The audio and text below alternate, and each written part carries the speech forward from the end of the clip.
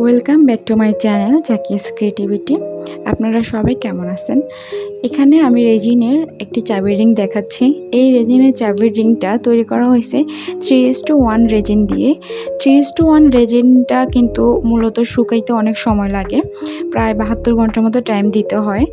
আর আপনারা যদি তারপরও এইটা দিয়ে কাজ করেন তাহলে এরকম স্বচ্ছ সুন্দর একটি ফিনিশিং পাবেন, কারণ 3:1 রেজিনটা খোলাটে হয় খুবই কম এবং এটা শুকাইতে যেমন সময় লাগে তেমন এটা কিন্তু আসলে দেখতেও খুব সুন্দর হয়।